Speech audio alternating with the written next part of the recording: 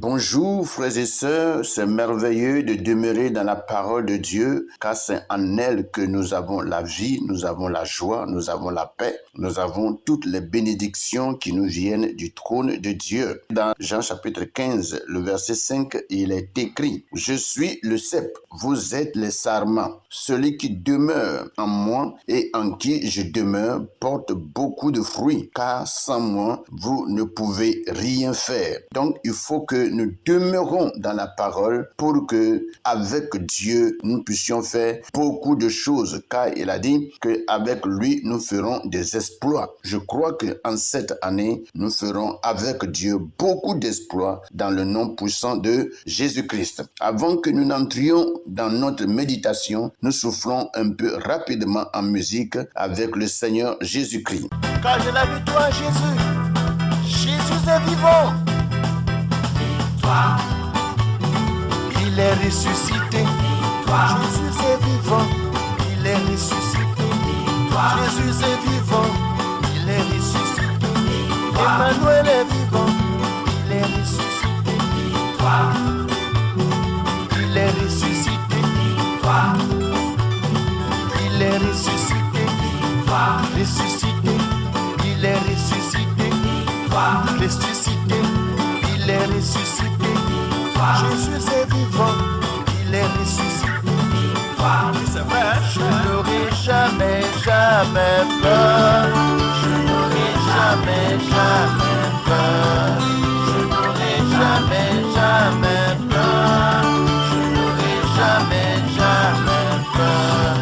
Je n'aurai jamais, jamais peur. La pluie et le vent souffleront. Satan se déchaînera.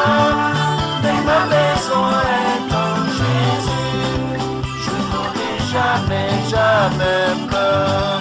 Je bénis le nom de notre Dieu, le Très-Haut, celui qui a créé la terre et le ciel, qui a fait de la terre son marchepied et du ciel son trône. Nous bénissons son Saint-Nom parce qu'il est celui-là qui est au-dessus de tout, le Dieu de toute puissance et de toute autorité. Que son nom soit à jamais glorifié et élevé. Nous disons merci à Dieu qui nous accorde cette grâce d'être au-devant de lui encore ce matin, dans le but de méditer sa parole. Et c'est pour cela, sans trop tarder, nous allons vraiment prendre nos Bibles dans le livre de Proverbes chapitre 23 et nous allons lire à partir du verset 25 au verset 27. Et je lis dans la version Louis II. Il est écrit: « Que ton père et ta mère se réjouissent, que celle qui t'a enfanté soit dans l'allégresse. Mon fils, donne-moi ton cœur et que tes yeux se plaisent dans mes voies, car la prostituée est une fosse profonde et l'étrangère un puits étroit. » Rapidement, nous passons au français courant et nous lisons le même passage dans le français courant, c'est-à-dire Proverbes chapitre 23 à partir du verset 25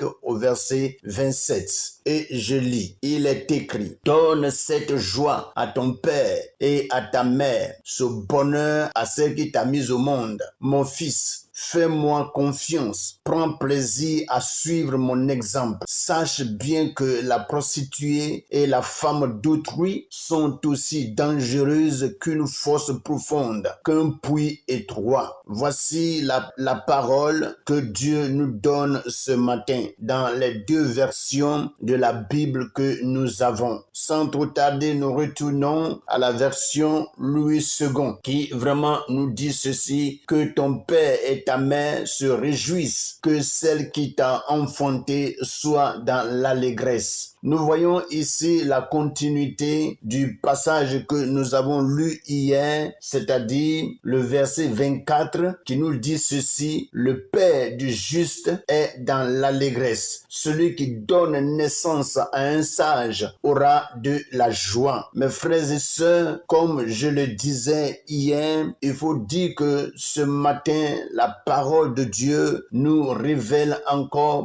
beaucoup de leçons dans ce passage. Et lorsque, en réalité, nous voyons vraiment un enfant qui est né avec sagesse, avec intelligence, un enfant qui marche dans la justice, il faut dire qu'un père qui met ainsi au monde un enfant sage est toujours dans la joie. Une joie qui n'est pas limitée, une joie continuelle, une joie infinie. Et c'est ce que, en réalité, la Bible appelle l'allégresse. Lorsque tu es dans l'allégresse, tu es toujours dans la joie. Et j'ai expliqué ceci depuis hier. Et ce matin, je reviens encore un peu là-dessus pour dire que ce que nous avons lu hier, c'est la continuité que nous lisons aujourd'hui. Il est dit que ton père et ta mère se réjouissent, que celle qui t'a enfanté soit dans l'allégresse. Mes frères et sœurs, nous devons tout faire pour que nos pères et nos mères soient vraiment dans la joie. Il faut d'abord nous poser cette question. Qu'est-ce que nous faisons jusqu'ici pour que nos pères et nos mères soient dans la joie? Je dis ceci par rapport à ceux qui ont encore leur père et leur mère. Et si vous avez la grâce d'avoir encore en vie votre père et d'avoir en vie votre mère, tout ce que vous pouvez faire vraiment pour réjouir le cœur de ces derniers, faites-le, mes frères. Faites-le. Parce que lorsque tu réjouis le cœur de ton père, le cœur de ta mère, il y a des bénédictions qui en découlent. Il y a des opportunités que Dieu ouvre pour tout un chacun lorsque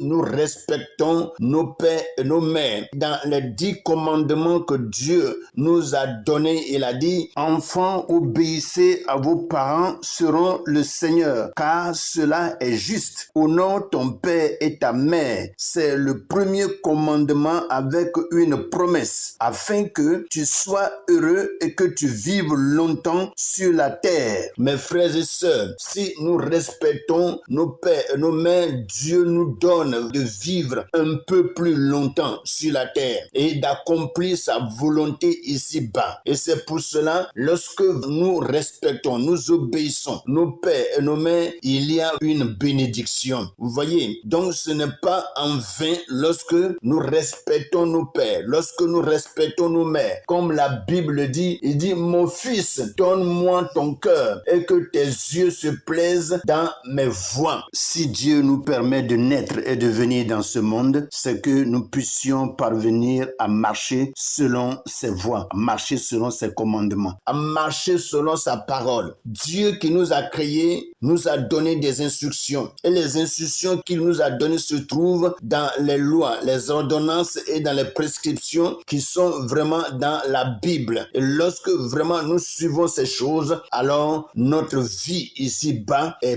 bénie. Alors mon frère, comme la parole de Dieu nous le dit, il dit: mon fils, donne-moi ton cœur. Je poserai la question à chacun d'entre nous ce matin. À qui avons-nous donné notre cœur? Est-ce que nous avons donné notre cœur au monde? Est-ce que nous avons donné notre cœur au plaisir de ce monde? Est-ce que nous avons donné notre cœur à chercher seulement de l'argent? Est-ce que nous avons donné notre cœur à courir après seulement le matériel? Le matériel nous est donné seulement pour nous servir. Mais ce qui peut nous sauver, c'est la parole de Dieu qui nous donne la voie du salut. Et c'est pour cela, la Bible nous dit: mon fils, donne-moi ton cœur et que tes yeux se plaisent dans mes voies. Que vraiment nos yeux se plaisent dans les voies de l'Éternel. Dans le plan de vie que Dieu a tracé, Dieu voudra que nous y portons nos regards et suivre ses voies pour mener une vie heureuse, pour mener une vie qui le glorifie et qui l'exalte. Alléluia. Mon fils, donne-moi ton cœur et que tes yeux se plaisent dans mes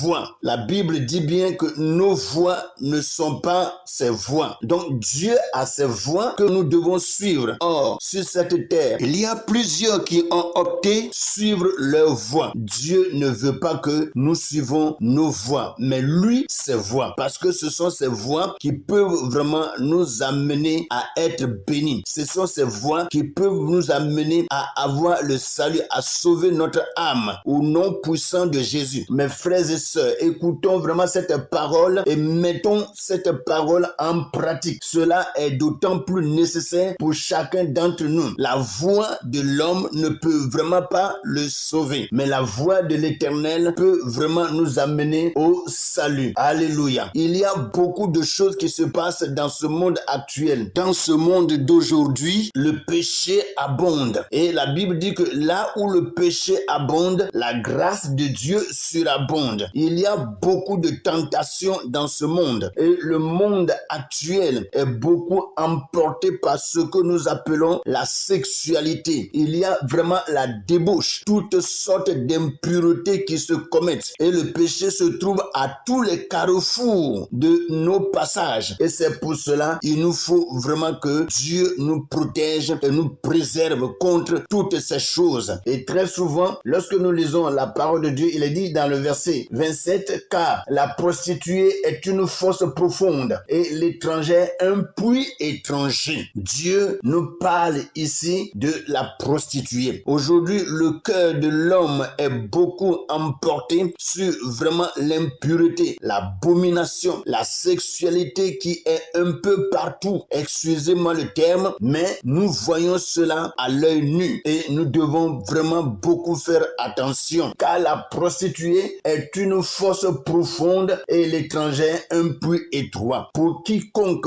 court après une prostituée, je veux parler en réalité des hommes qui courent après des femmes un peu partout, des femmes qui sont dans les coins des rues et qui vraiment ne veulent que soutirer de l'argent en donnant leur corps en récompense. Et c'est pour cela que nous devons beaucoup faire attention. Et tous ceux qui vraiment se livrent à la prostitution, la Bible dit que c'est des fosses profondes. C'est-à-dire, tu vas déverser dans cette fosse tout ce que tu as comme force, tout ce que tu as comme énergie, tout ce que tu as comme bien. Et pour finir, tu vas vraiment devenir pauvre et tu vas mettre ton doigt dans la bouche sans toutefois pouvoir le couper. Mes frères, ne regrettons pas. Saisissons cette occasion et que le Seigneur nous aide par son esprit et qu'il nous préserve contre toutes les activités de l'ennemi et que nous parvenons vraiment à fuir le péché, à fuir la prostitution. Vous voyez, car il est dit, car la prostituée est une fosse profonde et l'étrangère un puits étroit. Le français courant nous dit ceci. Il dit, mon fils, fais-moi confiance, prends plaisir à suivre mon exemple. Sache bien que la prostituée et la femme d'autrui sont aussi dangereuses qu'une fosse profonde, qu'un puits étroit. Vous voyez, une fosse profonde, un puits étroit, ça veut dire si quelqu'un